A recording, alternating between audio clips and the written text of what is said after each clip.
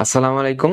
HSC 25, 26 এবং 27-এর প্রিয় ভাই ও বোনেরা, আজ আমি তৌসিফ, ঢাকা মেডিকেল কলেজ তৃতীয় বর্ষে অধ্যয়নরত। আমি মেডিকেল অ্যাডমিশন টেস্টে পুরো বাংলাদেশের চতুর্থ, ডেন্টাল অ্যাডমিশনের তৃতীয় এবং ঢাকা ইউনিভার্সিটি এই ইউনিটে 12তম। তোমাদের অনেকেই আমার কাছে প্রশ্ন করো যে ভাইয়া কিভাবে মেডিকেলের পাশাপাশি ভার্সিটির প্রিপারেশন নেওয়া যায়, অথবা একই প্রিপারেশনে কিভাবে দুটোই ক্র্যাক করা যায়। তো আমার অনেকগুলো কোশ্চেন জমা পড়েছিল, আমি সেজন্য ভাবলাম তোমাদের জন্য আজকে একটা ভিডিওতেই সবগুলোর উত্তর দেওয়ার চেষ্টা করি। তাহলে আমি তোমাদের সাথে আমার জার্নির কিছু টিপস অ্যান্ড ট্রিক্স শেয়ার করতে যাচ্ছি। প্রথমত আমরা একটু আইডিয়া নেই, তোমাদের মধ্যে এইচএসসি 26-27 অনেকেই হয়তো অ্যাডমিশনের যে কারিকুলাম এটা সম্পর্কে জানো না, বা সিলেবাস। এখানে মেডিকেল অ্যাডমিশনের জন্য আমাদের কি কি লাগবে? মেডিকেল, ডেন্টাল, এএফএমসি, এই তিনটার জন্যই আমাদের physics, chemistry, biology and English সাথে জিকে, এই 5টা সাবজেক্ট লাগবে। এটা তোমরা অনেকেই হয়তো জানো, কিন্তু এই ইউনিট সম্পর্কে তোমাদের অনেকের ধারণা কম। এই ইউনিটের জন্য আমাদের 4টা সাবজেক্ট অ্যান্সার করতে হয়, কিন্তু এখানে একটু ট্রিকি। ফিজিক্স, কেমিস্ট্রি, এই দুটো মাস্ট। তুমি যদি ভার্সিটি এই ইউনিটে এক্সাম দেও ডিউতে, তোমাকে অবশ্যই ফিজিক্স এবং কেমিস্ট্রি অ্যান্সার করতে হবে। সাথে এখন তোমার যেটা এইচএসসিতে 4th সাবজেক্ট বা অপশনাল সাবজেক্ট ছিল, এটার জায়গায় তুমি ইংলিশ এবং বাংলা দিতে পারবে। বাট বায়োলজি এবং ম্যাথের মধ্যে যেটা তোমার মেইন সাবজেক্ট ছিল সেটা তোমাকে অ্যান্সার করতেই হবে। সো তোমার যদি ম্যাথ মেইন সাবজেক্ট থাকে, তোমাকে ম্যাথ অ্যান্সার করতে হবে, তুমি সাথে বায়োলজি, ইংলিশ বা বাংলা অ্যান্সার করতে পারো। অথবা তোমার যদি ম্যাথ মেইন সাবজেক্ট থাকে, তাহলে বায়োলজি বদলে তুমি ইংলিশ এবং বাংলা অ্যান্সার করতে পারো। বাট আমরা যেহেতু এখানে varsity plus medical, dental and AFMC নিয়ে কথা বলছি, তাহলে অবশ্যই তোমাকে বায়োলজিকে মেইন সাবজেক্ট রাখতে হবে এবং মেইন ম্যাথকে অপশনাল হিসেবে রাখতে হবে। তাহলে তুমি ম্যাথকে স্কিপ করে ইংলিশ এবং বাংলা অ্যান্সার করতে পারবে। এখন ফার্স্টে আসি, এখন আমাদের প্রিপারেশন কোন সাবজেক্টের কোন থ্রেশহোল্ডে অথবা মিনিমাম কত লেভেল পর্যন্ত আমাদের জানা উচিত। তাহলে এখানে দেখো, ঢাকা ভার্সিটি এই ইউনিটে আমার যেই বায়োলজি আছে, এটা বেশি টাফ হবে নাকি মেডিকেল লেভেলের বায়োলজি বেশি টাফ হবে? অবশ্যই মেডিকেল, ডেন্টাল বা এফএমসি যেটাই বল, সেটার বায়োলজি অনেক টাফ হবে ডিউ এই ইউনিটের থেকে। এখন এই জন্য আমাদের তাহলে বায়োলজি স্ট্যান্ডার্ড হবে মেডিকেল, বায়োলজি আমরা মেডিকেল স্ট্যান্ডার্ড ধরে পড়বো। তাহলে এই জন্য আমাদের ফুল টেক্সট এমসিকিউ বেস পড়তে হবে, রাইট? যেহেতু আমাদের মেডিকেল অ্যাডমিশনে এমসিকিউ থাকে। এবং তোমাদের অনেকেই হয়তো জানো না যে ডিউ এই ইউনিটে সবগুলো সাবজেক্টই, যে চারটা তুমি অ্যান্সার করবা, সবগুলোরই তোমার রিটেন থাকে।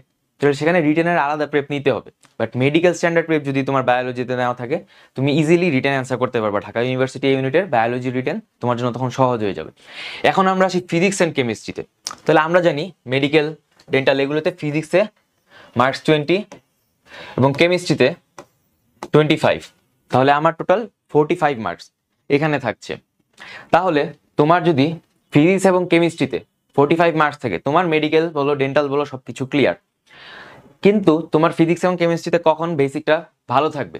তোমার মিনিমাম ঢাকা ইউনিভার্সিটি এই ইউনিটে যেহেতু তুমি সাথে টার্গেট করছো, এটার জন্য যতটুকু বেসিক লাগবে ততটুকু তোমার ডেভেলপ করতে হবে। এই জন্য তোমার ফিজিক্স এবং কেমিস্ট্রি টার্গেট থাকবে এটলিস্ট ভার্সিটি স্ট্যান্ডার্ড। তুমি যদি মেডিকেল স্ট্যান্ডার্ড বা ডেন্টাল যেটা বলো, এইগুলো স্ট্যান্ডার্ড ধরে তুমি যদি ফিজিক্স এবং কেমিস্ট্রি করো, দেখবে যে ফিজিক্স কেমিস্ট্রিতে তোমার কিছুটা ডিফিকাল্ট লাগবে, কারণ এখানে অনেক সময় ম্যাথমেটিক্যাল কোয়েশ্চেন্স থাকে, প্রতি বছরই থাকে। তো এগুলোর জন্য তোমার ডিওএ, যেহেতু ডিওএ ইউনিটে কোনো ক্যালকুলেটর নেই, তোমার হ্যান্ড ক্যালকুলেশনটা খুবই বেটার হবে। এই জন্য ফিজিক্স কেমিস্ট্রি তোমাকে অবশ্যই ডিইউ স্ট্যান্ডার্ড করে পড়তে হবে। বাট তোমার যদি ইঞ্জিনিয়ারিং পেপ নেওয়া থাকে তাহলে আরও বেটার। বাট তোমার মিনিমাম একটা স্ট্যান্ডার্ড তুমি যদি মেনটেন করতে চাও ফিজিক্স কেমিস্ট্রিতে 45 আউট অফ 45 পেতে, তোমার অবশ্যই ঢাকা ইউনিভার্সিটি স্ট্যান্ডার্ড একটা প্রেপ থাকতে হবে। এখানে রিটেন প্লাস এমসিকিউ, তোমার রিটেনের প্রেপ যখন তুমি নিবা ঢাকা ভার্সিটি ইউনিটের জন্য ফিজিক্স অ্যান্ড কেমিস্ট্রি, অনেকটা এইচএসসির মতো, তখন তোমার অলরেডি এমসিকিউ কাভার হয়ে যাবে। এখন আমরা আসি ইংলিশ।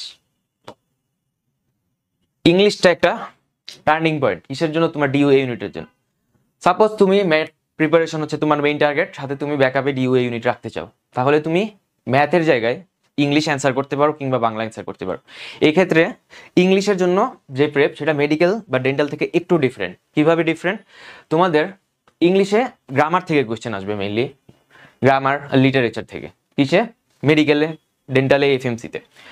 বাট তোমার ঢাকা ইউনিভার্সিটি এই ইউনিটে ইংলিশের জন্য তোমাকে ইংলিশ ফর টুডে, তোমার যে টেক্সট বুক ছিল এইচএসসিতে, সেটা পড়তে হবে। এখান থেকে তোমার প্যারাগ্রাফ এটসেট্রা কোয়েশ্চেন আসে। এখন তোমাদের মনে হতে পারে ভাই এটা তো আমার জন্য এক্সট্রা একটা টাফ ব্যাপার হবে, আমি মেডিকেলে গ্রামার পড়বো, আবার সাথে ঢাকা ইউনিভার্সিটির জন্য ইংলিশ ফর টুডে এগুলো পড়তে হচ্ছে। বাট এটা তোমার জন্য ইজি, কারণ তোমার এখানে নাম্বারটা অনেক বেড়ে যাবে। ইংলিশে তুমি ম্যাথের থেকে খুব তাড়াতাড়ি অ্যান্সার করতে পারবা। ম্যাথে তোমার 10টা 15টা এমসিকিউ অ্যান্সার করতে যে টাইমই লাগে, এই ক্ষেত্রে তুমি ইংলিশে তার কোনো টাইমই লাগবে না। তোমার বাকি সাবজেক্টের জন্য টাইম সেভ হবে, huge amount of time save হবে। এবং ইংলিশে তোমার রিটেনে, যেহেতু আমরা সবাই এইচএসসিতে ইংলিশে প্যারাগ্রাফ এটসেট্রা লিখে আসছি, তাহলে এটার প্রেপটা মোটামুটি সহজ হবে তোমাদের জন্য। ইংলিশ বাংলা এই জন্য তোমার টাইম সেভিং হবে ম্যাথের জায়গায় তুমি যদি ইংলিশ এবং বাংলা অ্যান্সার করো। এখন জিকেতে আসি। জিকেতে একটা মজার ব্যাপার আছে। জিকে এখন আন্তর্জাতিক এবং দেশীয় বিষয় বলি, দুটো থেকেই কোয়েশ্চেন আসে, মেডিকেল বলো, ডেন্টাল বলো, এফএমসিতে বলো। এই ক্ষেত্রে তোমাদের একটা মজার বিষয়, যদি তোমার ইংলিশ আর জিকের প্রেপ একসাথে নেওয়া থাকে, ভার্সিটি এই ইউনিটের স্ট্যান্ডার্ডেই বলো আর মেডিকেলের স্ট্যান্ডার্ডেই বলো, তুমি কিন্তু সাথে জাস্ট বাংলাটা পরে ডিউ বি ইউনিটও ক্র্যাক করে ফেলতে পারো। অনেকেই এমন আছে। তোমাকে জাস্ট এক্সট্রা বাংলাটা পড়তে হবে। তোমার মেডিকেল প্রেপের জিকে এবং ভার্সিটি প্রেপের এই ইউনিটের প্রেপের ইংলিশ নিয়ে তুমি ইজিলি বাংলাটার সাথে অ্যাড করে ডিউ বি ইউনিটও ক্র্যাক করে ফেলতে পারো। এখন এখানে মূল প্রশ্ন হচ্ছে ফিজিক্স, কেমিস্ট্রি, বায়োলজি। যেহেতু তোমরা ডিউ এ ইউনিট আমি মেডিকেল প্রেপ হিসেবে ব্যাকআপ হিসেবে রাখতেছো, তাহলে আমি ধরে নিচ্ছি ইংলিশ, অ্যাজ তুমি ইংলিশ অলরেডি মেডিকেলের জন্য পড়বা, তাহলে তোমার জন্য ফিজিক্স, কেমিস্ট্রি, বায়োলজি, ইংলিশ এবং জিকে এই 5টা সাবজেক্ট লাগবে। এবং ইংলিশে এক্সট্রা কি অ্যাড হলো, তোমার এইচএসসি টেক্সট বুকসটা অ্যাড হলো। তাহলে এখানে তুমি যদি ফিজিক্স এবং কেমিস্ট্রিতে 45 মার্কস এনশিওর করতে পারো, সাথে বায়োলজিতে 30 আউট অফ যদি তুমি 20ও এনশিওর করো, ইংলিশে 15-এর মধ্যে 10, জিকেতে যদি 7 আউট অফ 10, তোমার 80+ হয়ে যায় ইজিলি, মেডিকেলে বলো, ডেন্টালে বলো, এফএমসিতে বলো। সাথে ডি ইউনিটের যে মার্কসটা, ডি ইউনিটে তোমার রিটেনে কিছু মার্কস আছে, এমসিকিউতে কিছু মার্কস আছে। তাহলে এমসিকিউ এ 15 মার্কস আর রিটেনে হচ্ছে 10 মার্কস।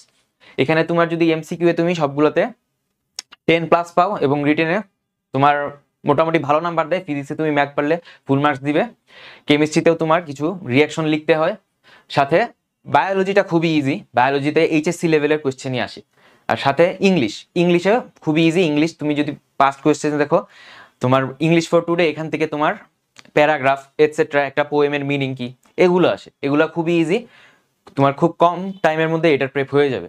এবং জিকে যেহেতু এখন তোমার সব জায়গায় সেম লাগতেছে, মেডিকেল, ডেন্টাল, এএফএমসি এবং ঢাকা ভার্সিটি বি ইউনিট, এই এক প্রেপ দিয়ে তোমার 4 জায়গার প্রেপ হয়ে যাচ্ছে। তাহলে এই হচ্ছে তোমরা কোন সাবজেক্টকে কোন লেভেলে প্র্যাকটিস করবা সেটার একটা গাইডলাইন। তোমার মেডিকেলের জন্য ফিজিক্স, কেমিস্ট্রির বেসিস হবে ঢাকা ইউনিভার্সিটি স্ট্যান্ডার্ড। তোমার ঢাকা ইউনিভার্সিটির বায়োলজির জন্য বায়োলজি স্ট্যান্ডার্ড হবে মেডিকেল স্ট্যান্ডার্ড। জিকে সব জায়গায় সমান, বাট ডিকে ডিউ বি ইউনিটেরটা একটু ভাস্ট, তাহলে এইটার স্ট্যান্ডার্ড প্রেপ নিয়ে তুমি মেডিকেল, ডেন্টাল, এফএমসিতে ইজিতে ক্র্যাক করতে পারবা। ইংলিশ যেটা, ইংলিশ ও DU B unit plus English DU A ইউনিটের জন্য তোমার যে রিটেনটা, এই দুটো প্র্যাকটিস করলে, সাথে যেহেতু গ্রামারও লাগতেছে বি ইউনিটের জন্য, তোমার অ্যাজ এ হোল এই সবগুলো কভার হয়ে যাচ্ছে। তাহলে আমার ভিডিও আজকে এতটুকুই। তোমরা ভালো থেকো, সুস্থ থাকো। আসসালামু আলাইকুম।